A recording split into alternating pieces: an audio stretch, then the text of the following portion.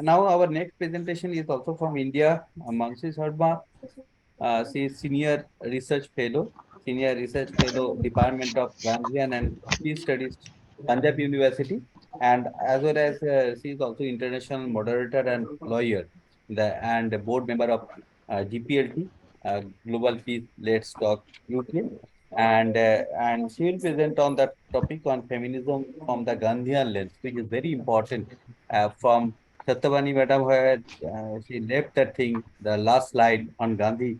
Again, we are starting with the same the presentation on Gandhi. So it's a very important topic, how Gandhian lens that feminism would come.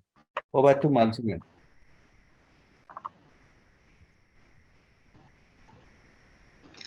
Thank you so much, Dr. Jayanta. Well, the topic is, yes, of course, very, very critical in today's times because though we talk of steps which need to be taken in regard to the empowerment of women, but there is nothing which is done to empower them mentally. Only the empowerment is considered to be, to be brought about changes in the structure, but it is the mind of women from where the change can, the actual change can come. So here I would like to discuss the feminism, the feminist, outlook from the Gandhian lens. And here, why have I chosen the term feminism?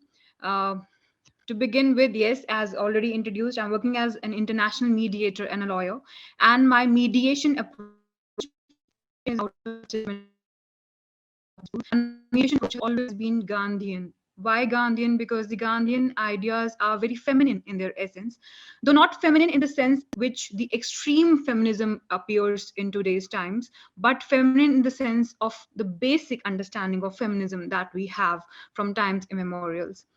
So, understanding feminism. When we talk of feminism, the first thing that comes to most of the people is that it is something negative in connotation. Largely, people, these days prefer to say that though I am not a feminist, but I would like to speak on this from the gender equality point of view. Let me here begin with saying that I believe in feminism, not any, as not any extreme form of revolution, but as a basic idea, as a basic structure of human life. So, feminism is a belief in social, economic, and political equality of the sexes, which is very well understood by each of us because if we are not equal, we cannot run the universe together. So there have been various waves of feminism. First of all, I would like to here insist that this the entire scenario was not the same from times immemorials. The reason being that we have had, numerous instances in the Indian literature as well as the religious literature which is found across the world, whether it be related to the Mohammedan culture or the Jesus Christ or the Christianity or any other religion for that matter, even the Hindu religion from which I come, that women were given, equal status. They were scholars, they were, erudite, they knew everything about, they had command over whatever vocation they were pursuing. But slowly, gradually, it is only because of the change in the mindset.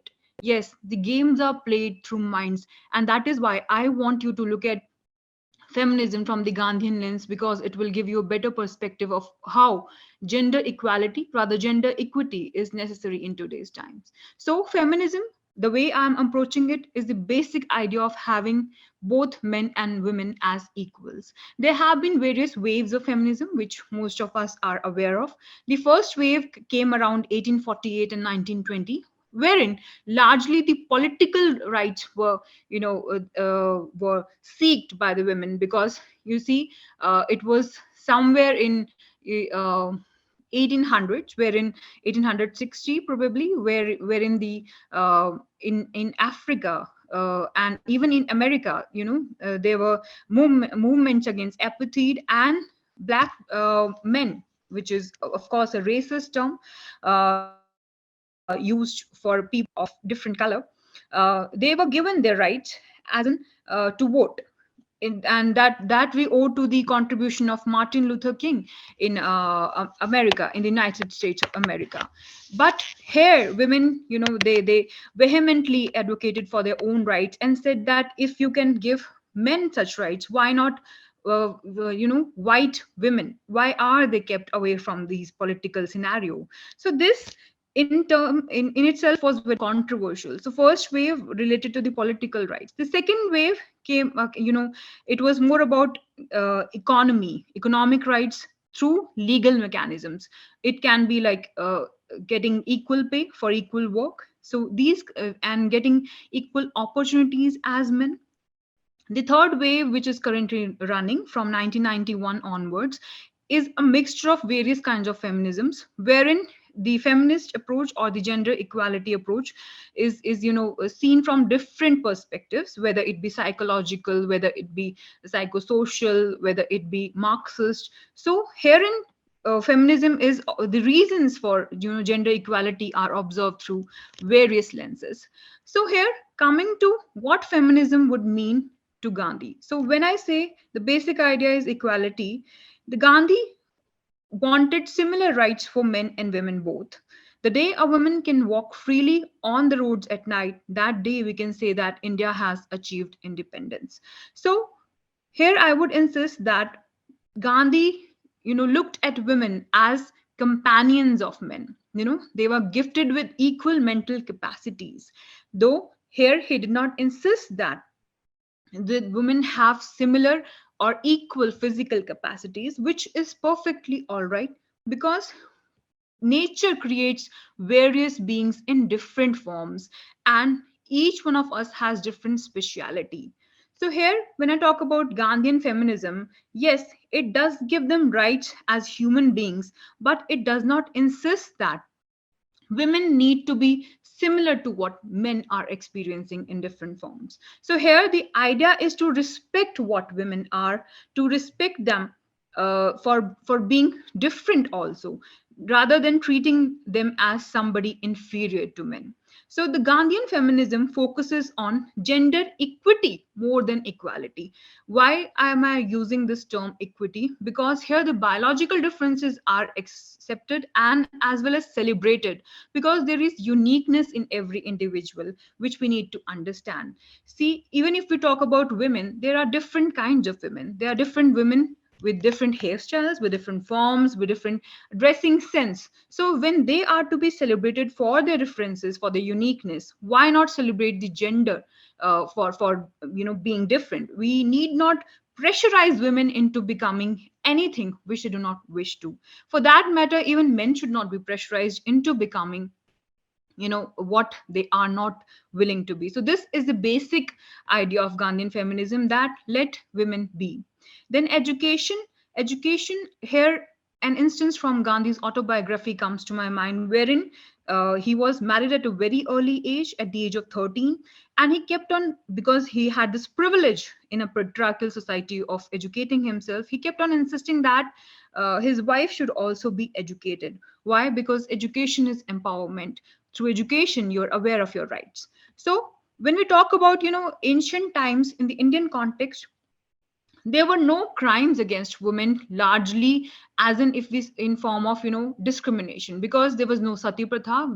The very relevant example comes from Ramayana, wherein Lord Rama's three mothers were present as Raj Matas in the kingdom, and they were not forced to burn themselves on the pyre of their husband. And also widowhood was not a stigma for them. So through education, one can empower oneself, understanding that widowhood is not something which is a taboo. Then political participation, which can come through active participation in the freedom movements which were taking on at that time, and today also, whenever women take up cudgels against anything wrong, I'm sure, and rather I have witnessed such participations of women wherein they have brought about a change. Then economic, he insisted on economic empowerment of women and spinning of the wheel, which is popularly known as charkha, and khadi, which was made out of it. Khadi was a very, very significant form of empowerment of women, which Mahatma Gandhi practiced throughout his lifetime. Then eradication of evils and checking the crimes. So I've already discussed that sati and widowhood were not, in practice in the ancient times. It is somewhere in the middle that we lost the track. And then he has always been against the parda system, or dowry, for that matter, because here in the it is supposed that that women becomes a burden in society if dowry is to be given for her marriage. So these form of these evils or crimes such as sexual harassment. So Gandhi here was, he was strictly against any kind of crime against women, because crimes are usually done with the intention of showing power. And if you want to display your power, you are not worthy of being called a human being. So Gandhian feminism is all about the basics, the basic necessity of human life, and how people need to be treated at par. But yes, there are the problem areas when we look at today's times. Why? Because Gandhi always viewed women as goddesses personified. He is it is often, he's often criticized for being a benevolent conservative. Why? Because he always wanted women to, to be embodiments of self sacrifice, to be embodiments of, self suffering. So that is why he always looked at them as beings who can do very very, who are to be placed on a very high pedestal, and they will do things which no ordinary person can do. So this, yes, it becomes very difficult for women at times, because they are deprived of their liberty and the freedom to live. Then liberty to dress up. Probably, Gandhi always insisted that I please look at my contemporary definition of truth. So for him, this idea of dressing up as per wishes might have changed, had he been alive right now. But in those times, he could not look at any. He would not have rather recommended anything, which is Western, or maybe which is not ethical in the sense of the culture practiced in the respective places. Then the parting in alcohol, here I insist he was against anybody doing it, whether it be men or women, because he always insisted on a very, very sattvic form of life. So here women might object to it as being their freedom being curtailed or liberty being curtailed, but he believed that these practices do more of harm to to an individual and society, rather than bringing about any joy. Then these days women also prefer not to have children, to focus on their career. But then here, from the Gandhian lens, here I would say that for Gandhi this would be extreme form of feminism, because he believed that an individual's worth is only when he or she is contributing to the society. So here, my life my rules, kind of this motto won't work in the Gandhian frame. So yes, other than this, I have analyzed that Gandhian idea of feminism is all about bringing women at par, he and rather sometimes above men, when it comes to the virtues. But then it is all about changing contemporary circumstances, the change of environment, the change of morality, and Gandhi would have certainly adapted to these to the changes which are happening. Then, here, one is not born but rather becomes a woman, which was insisted by Simone de Beauvoir. And here I would say that yes, it is not bad to become a woman. Rather, it is, the most beautiful feeling to be a woman in today's times, because you can do everything which men can, and at the same time, you can do also things which men cannot. For example, is giving birth to a child. So, it the entire frame of Gandhian idea is to consider women as as individuals with a distinct identity, and to let them live a life which men are living, that is a life of freedom, a life of liberty, and at the same time also let them be themselves, right? So here it is about accepting their feminine presence in our lives, that too with dignity. What is the problem is that I do not, the Gandhi did not look at any problem in the organization of society in terms of, codes, domestic codes. As in, he was not against women doing domestic codes alone or taking care of the children. The idea is, in his perception, that the domestic work is considered to be something of, of not having any dignity, something which is on a lower pedestal than any other profession. So, and even in the economic scenario, if you look at things, since my speakers, co-speakers have insisted that even in the panchayats or even in the economic domain or even in MG Narega, the women are only symbolic.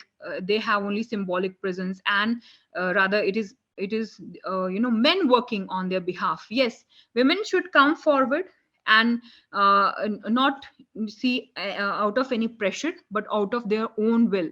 But even if they are willing to work in their homes, they want to take care of the children, and if they want to accept a role which in today's times may not be considered to be, upfront, then women should be allowed. Rather, they should be given this freedom to enjoy that role, because we should not look at any role as low.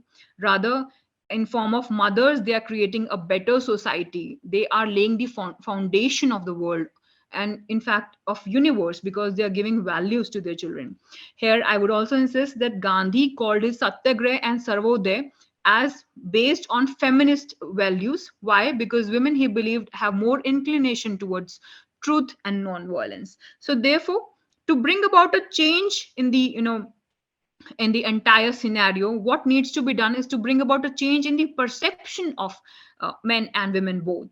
Men, of course, being on the, they are more powerful till date, so they should take up cudgels against this idea that women are inferior, or women, against stereotyping of women. So it is to the it is in the minds of the people that the wars are fought, and this war of bringing women at par with men should be fought in the minds of the men and women. Charity begins at home, and we should start looking at whatever work our women are doing as something which has a lot of worth in our lives. And of course, I've already insisted that men need to play an active role. Look at women as human beings, and give, let them have their share of equal opportunities. And also, on the economic front, domestic work should be made to be counted in the GDP, and it should be taken at par with any other profession. Because even being feminine in their approach, being girly, or being, lively, or being typical women, women are women, and they have equal rights as human beings. So let women be. Thank you, everyone. Thank you for the patient listening.